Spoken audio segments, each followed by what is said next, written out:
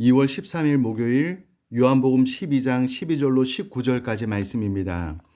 그 이튿날에는 명절에 온 큰 무리가 예수께서 예루살렘으로 오신다는 것을 듣고 종려나무 가지를 가지고 맞으러 나가 외치되 호산나 찬송하리로다. 주의 이름으로 오시는 이 곧 이스라엘의 왕이시여 하더라. 예수는 한 어린 나귀를 보고 타시니 이는 기록된 바 시온 딸아 두려워하지 말라. 보라 너희 왕이 나귀 새끼를 타고 오신다 함과 같더라.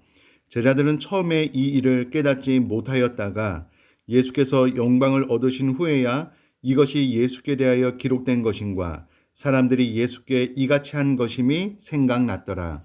나사로를 무덤에서 불러내어 죽은 자 가운데서 살리실 때에 함께 있던 무리가 증언한지라. 이에 무리가 예수를 맞음은 이 표적 행하심을 들었음이러라. 바리새인들이 서로 말하되 볼지어다 너희 하는 일이 쓸데없다. 보라 온 세상이 그를 따르는도다 하니라. 아멘. 오늘 본문의 말씀 12절 그 이튿날은 오늘날로 이야기를 하자면 고난주간이 시작되는 바로 그 주일, 종료주일을 말합니다. 이날에 온 큰 무리가 예수께서 예루살렘으로 오신다는 것을 듣고 종려나무 가지를 가지고 맞으러 나가 예수님을 맞이하게 되는데요. 구약적인 상황으로 전통으로 볼 때에 종려나무는 의인이나 이스라엘의 통치자를 상징합니다. 그러므로 이 많은 유대인들이 종려나무 가지를 들고 예수님을 맞이했다는 것은 예수님에 대한 신앙과 경의를 표현하고 있는 것이다 라는 것을 알 수가 있습니다.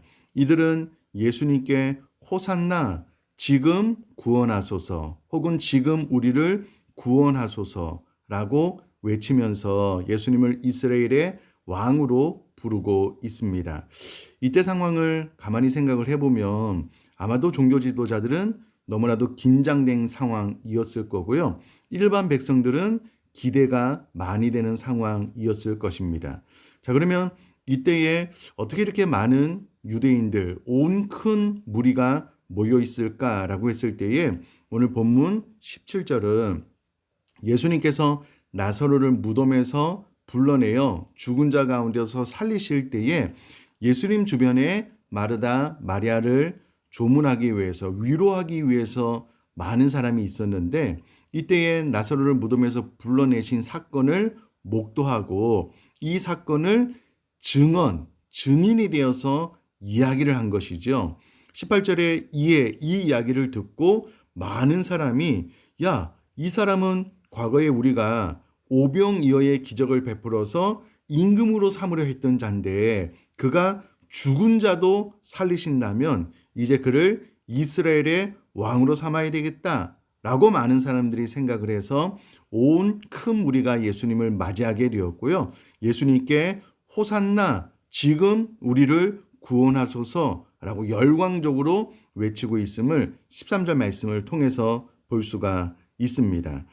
이와 같은 이유는 18절에 잘 나와 있는 것처럼 이 표적 행하심을 들었기 때문이다. 그리고 이 표적 행함을 보고 많은 사람들이 모인 이유는 오병이어의 사건을 통해서 이 임금이야말로 우리를 어떠한 상황 가운데서라도 먹여 살릴 수 있는 분이다.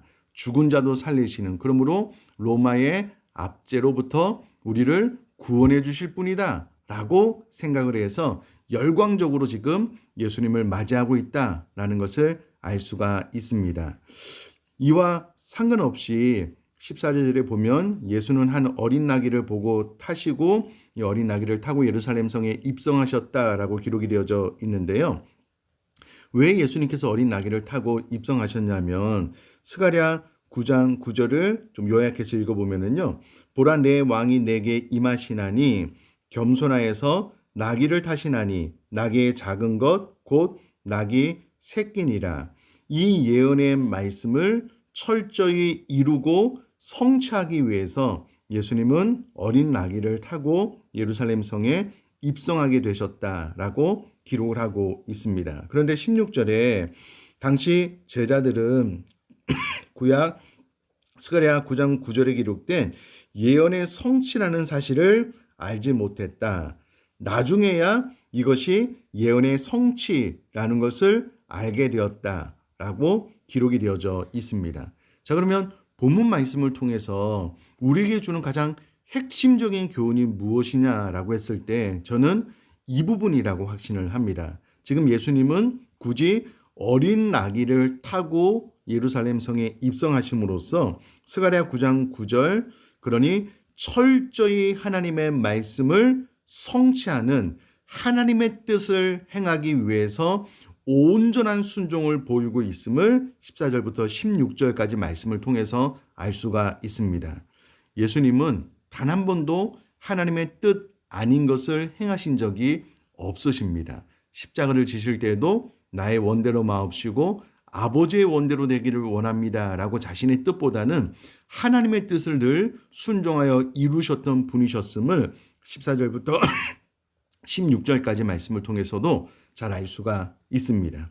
그런데 이스라엘 백성들은 예수님이 이 땅에 구원자, 구속자로 오신 것에 대해서는 전혀 관심이 없고 오직 자신의 필요, 우리들을 가난에서 벗어나게 해주실 분, 우리를 로마의 압제에서 구원해 주실 분으로 예수님을 열광적으로 맞이하고 있다라는 겁니다. 결국 이들의 열광적인 환호는 순간 예수님이 십자가 위에서 무기력하게 죽어나가는 것을 보거나 혹은 예수님 안에 이스라엘 백성들을 로마의 압제에서 구원할 분으로 비춰지지 않을 때에 순간 그 열광은 식어져서 미움으로 바뀌게 되고 예수님을 십자가에 못 박아 죽이는 사람들로 바뀌게 되었다는 것을 알 수가 있습니다.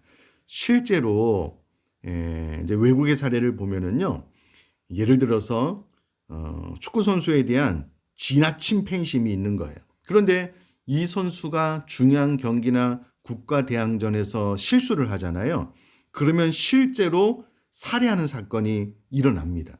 그러니까 그가 그 선수를 존중했다, 사랑했다라는 그런 의미가 아니라 오직 자신의 기대치에 부응하는 경기를 했을 때는 좋아하지만 자신의 기대치에 부응하는 경기를 하지 못할 때는 자신이 직접 죽여버리는, 그러니까 정말 그 선수를 향한 존경, 사랑이 있었느냐? 그렇지 않다는 거예요. 오직 자신의 마음, 탐욕, 그 자신이 원하는 것을 이루어줄 선수가 필요했고 그것을 이루지 못하게 되자 본인이 직접 죽여버리게 되는 이와 같은 일이 유대인들에게 일어났다는 것을 오늘 본문이 우리에게 이야기를 해주고 있습니다. 그러면 이 본문을 통하여 저는 제 자신에게 이렇게 묻습니다.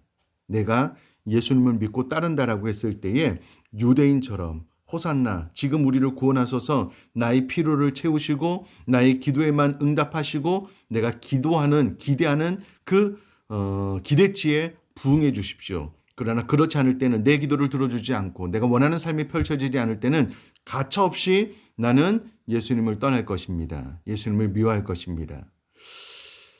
이와 같은 제 마음에 어떤 숨은 동기가 드러나게 하는 혹은 거울로 비춰주는 말씀이 아닐까라고 묵상을 해보게 되었습니다. 사랑하는 성도님들, 예수님은 철저히 하나님의 뜻만을 행했습니다. 자기 자신을 십자가에 못 박아 죽이면서까지 나의 원대로 마옵시고 아버지의 원대로 되기를 원하는 기도를 드렸다면 저와 우리 사는 성도님의 신앙생활도 하나님을 통하여 나의 필요만을 채우기를 원하는 그런 낮은 수준의 신앙생활이 아니라 정말 하나님의 부르심 앞에 하나님께서 나에게 맡겨주신 사명 앞에 그것이 순교로 주님을 따르는 일이라 할지라도 나의 원대로 마옵시고 아버지의 원대로 되기를 원합니다라고 예수님처럼 끝까지 순종할 수 있는 신앙생활 될 수 있기를 주님의 이름으로 축복합니다.